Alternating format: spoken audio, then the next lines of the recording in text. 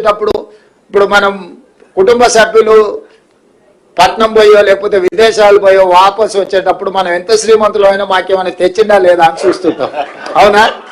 మీరు కూడా ఎప్పుడైనా క్యాంప్ పని మీద పోతే మీ పిల్లలు ఇంట్లో ఉంటే, మీ పిల్లలు చిన్నోళ్ళు ఉన్నా లేకపోతే మీ మనవరాలు చిన్నోళ్ళు ఉంటే వాళ్ళకి ఏమైనా ఉండని మీరు చివరికి చాక్లెట్ అన్నది తెచ్చిందా లేదా అని వాళ్ళు చూస్తారు. అవునా? అట్లనే మీ జీతభత్యాలు ఎన్నైనా రాని, మా అన్న వస్తున్నాడు, మా ముఖ్యమంత్రి వస్తున్నాడు అంటే ఏమన్నోడు తెస్తాడు కదా అని మీరు అనుకుంటారు కదా. అందుకే మీ డిఏకి ఇప్పుడే సంతకం పెట్టి ఇక్కడికి వచ్చిన మీ ఆరోగ్య భద్రతకు సంబంధించి కూడా పూర్తి స్థాయిలో చర్చ చేస్తున్నాం. మీ ప్రమాద బీమా ప్రతి ప్రభుత్వ ఉద్యోగికి 1,02,00,000 రూపాయలు, అంటే దాదాపు ₹1,00,00,000 మీకు ప్రమాద బీమా కవర్ చేయడానికి రోజు ఆల్రెడీ సింగరేణి ఏ కార్మికుడికి అనుకోని ప్రమాదం జరగొద్దు అనేదే నా ఆకాంక్ష. కానీ అనుకోని సంఘటన ఏదైనా జరిగి ప్రమాదం జరిగి ప్రాణాలు కోల్పోతే ఆ కుటుంబం శాశ్వతంగా పెద్ద దిక్కును కోల్పోయినట్టే. అందుకే సింగరేణిలో ₹1,00,00,000 ఎవరు చనిపోయినా ₹1,00,00,000 ఇచ్చే స్కీమ్ తీసుకొచ్చిన. ఈరోజు ప్రభుత్వానికి పనిచేసే ప్రతి ఉద్యోగికి ₹1,00,00,000 ప్రమాద బీమా వచ్చే విధంగా మా ఆర్థిక మంత్రి గారు చెప్పిన తొందరలోనే అధికారికంగా మీకు ఆ వార్త కూడా నేను అందించడం జరుగుద్ది. అదేవిధంగా చాలా ఇష్యూస్ మీరు నా దృష్టికి తీసుకొచ్చిండ్రు. నిరంతరం మీతో చర్చలు చేస్తూనే ఉన్నాం.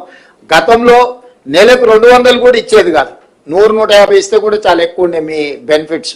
వాటిని మీతో చర్చలు చేసి అటు ఇటు అన్నిటిని తగ్గించుకుంటా దాన్ని పొదుపు సంఘం సభ్యుడిలాగా మారి మీకు దాదాపుగా 750 కోట్లు 700, 800 మొన్న కొంత ఎక్కువ కూడా ఇచ్చినాం. ఏ మాత్రం నాకు వెసులుబాటు దొరికినా మీ రిటైర్మెంట్ బెనిఫిట్స్ మీ హక్కు, ఇది ఎవరి దయాదాక్షిణ్యం కాదు. నాకు తెలుసు మీ బెనిఫిట్స్ అనేటివి మీరు కష్టపడి జమ చేసుకుని ప్రభుత్వం మీద విశ్వాసం నమ్మకం ఉండి మీరు జమ చేసుకున్నాయి. కాపలాదారుగా ఉండాల్సిన వాడు అవి లేవు అని అనడం సమంజసం కాదు.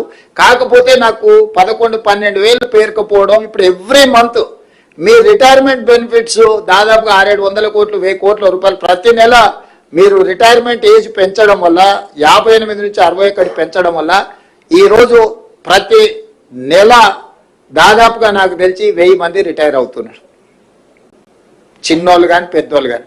ఒక ప్రభుత్వ ఉద్యోగి అటెండర్ నుంచి మీ గ్రూప్ 1 ఆఫీసర్ వరకు ఎవరన్నా రిటైర్ కానీ యావరేజ్గా నాకు ₹1,00,00,000 భారం.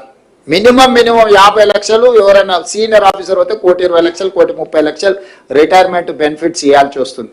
ఒక ప్రభుత్వ ఉద్యోగి చేరుతున్నప్పుడు జీతభత్యాల భారానికంటే ఒక ప్రభుత్వ ఉద్యోగి పదవీ విరమణ చేస్తున్నాడు అంటే ఆర్థికంగా భారం ఉన్నది. వాటి అన్నిటిని కూడా లెక్క పెట్టుకొని మీ సమస్యలు పరిష్కరించడానికి ఈ 31 మార్చి వరకు ఫైనాన్షియల్ ఇయర్లో పెద్ద ఎదుగు పొదుగు లేదు. ఎందుకంటే లెక్కలు ఎవ్రీ మంత్ మీరు కూడా చూస్తున్నారు.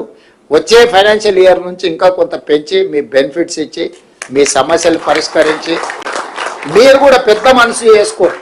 ఇది ఒక బాధ్యత. ఈ బాధ్యతను మనందరం కలిసి నిర్వహిస్తేనే ఇది సక్రమంగా ముందుకు సాగుతుంది. ఎప్పుడైతే మీరు వేరు నేను వేరని మీ మనసులో భావన వస్తుందో ప్రజలకు మనము మెరుగైన సేవలను అందించలేమో, మన మధ్య నమ్మకం విశ్వాసం కోల్పోయినప్పుడు పరిపాలన సక్రమంగా అందించలేము. మీరు సంపూర్ణమైన విశ్వాసం ఈ ప్రభుత్వం మీద పెట్టండి. ఈ ప్రభుత్వం మీది. ఇందులో నా పాత్ర నిర్ణయాలు చేయడం వరకే. ప్రతి రూపాయి, ఏ రూపాయి నా దగ్గరికి రాదు, ఏ రూపాయి నేను చూడను. మీరు పెట్టే సంతకాలను బట్టే రూపాయి పోవడం, రూపాయి రాకడం, రూపాయి పోకడం, ఈ రెండు. దీంట్లో నేను నా వైపు నుంచి మీకు విజ్ఞప్తి చేసేది ఏంటంటే, కొత్తగా పన్నులు ఏం పెంచుతలేం మనం, కానీ వసూలు చేయాల్సిన పన్నులు చాలా అవకతవకలు జరుగుతున్నాయి. జిఎస్టీలో కానీ, ఎక్సైజ్లో కానీ, లేకపోతే శాండ్లో కానీ, ల్యాండ్లో కానీ ఇట్లాంటివి అన్ని అవకతవకలు జరుగుతున్నాయి. వాటిని మనం ఒడిసి పట్టుకుంటే చాలు, మన అవసరాలకు సరిపోయేటంత నిధులు ఉన్నాయి. ఇవాళ జిఎస్టీ, ఇన్పుట్ సబ్సిడీలు కానీ ఇట్లాంటివి చాలా ఫ్రాడ్ ఉంది.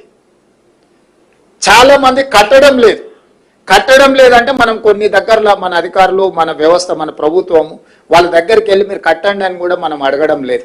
ఫర్ ఎగ్జాంపుల్, ఒక చిన్న ఎగ్జాంపుల్ చెప్తా. రియల్ ఎస్టేట్లో ఒక ల్యాండ్ లార్డ్ ఉండి ఒక బిల్డర్కు డెవలప్మెంట్కి ఇస్తే ఒక 50 అపార్ట్మెంట్స్ కట్టింది అనుకోండి, 30 అపార్ట్మెంట్ బిల్డర్కు 20 అపార్ట్మెంట్ భూమి యజమానికి వస్తే ఆ 30 అపార్ట్మెంట్స్ బిల్డర్ అమ్ముకోవాలి కాబట్టి అసెస్మెంట్ చేసుకుంటుండు. ఈ 20 అపార్ట్మెంట్స్ భూమి యజమానికి వస్తే ఇతను అసెస్మెంటే చేపిస్తలేడు. ఎందుకంటే అతను అమ్ముకోవడం లేదు, రెంట్కి ఇచ్చుకుంటున్నాడు, అట్లే ఉంటుండు. సో దానివల్ల ఇంటి పన్ను అసలు వసూలే లేదు. చాలా సిటీలో పెద్ద పెద్ద అపార్ట్మెంట్స్ వస్తే ల్యాండ్ లార్డ్ వర్సెస్ బిల్డర్ మధ్యలో జరిగిన దాంట్లో మన వాళ్ళు అసెస్మెంట్ వాళ్ళు కట్టమంటే కూడా మన వ్యవస్థలు ఎవరు అసెస్మెంట్ కూడా చేసుకోవట్లేదు. ప్లస్ 5,000 స్క్వేర్ ఫీట్కు పర్మిషన్ తీసుకొని 10,000 కట్టుకుంటారు. ఇంటి పన్ను 5,000కే కడుతురు. మనం పన్ను పెంచాల్సిన పని లేదు.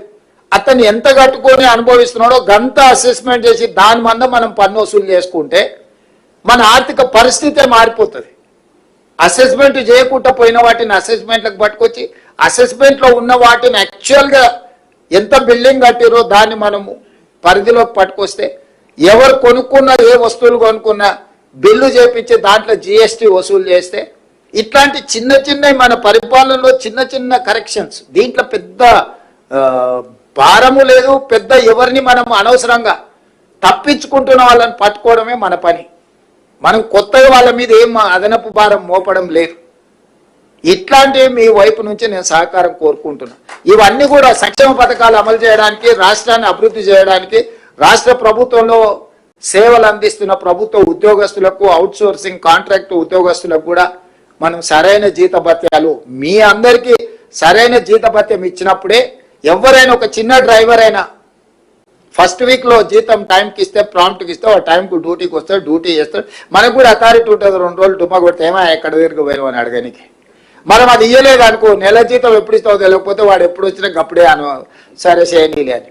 మిమ్మల్ని కూడా మీ నుంచి పని ఆశించాలంటే మీకు నిజంగా మీ జీతభత్యాలతో పాటు మీ బెనిఫిట్స్ కూడా సరైన సమయంలో ఇవ్వాలి, అందించే విధంగా చూడాలనేది నా ఆకాంక్ష, నా ఆలోచన. తప్పకుండా మీరు ఏవేవైతే విషయాలు నా దృష్టికి తీసుకొచ్చిండ్రో వీటన్నిటిని ఇయ్యాల పెంచిన ఒక డిఏతోని